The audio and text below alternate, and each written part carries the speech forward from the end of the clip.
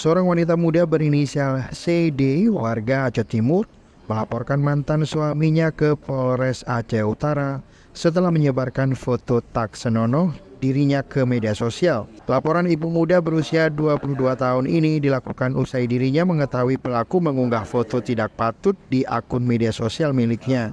Polisi yang bergerak cepat kemudian menangkap seorang pria 21 tahun berinisial SA yang merupakan mantan suami korban. Pelaku ditangkap di rumahnya di Kecamatan Baktia, Kabupaten Aceh Utara.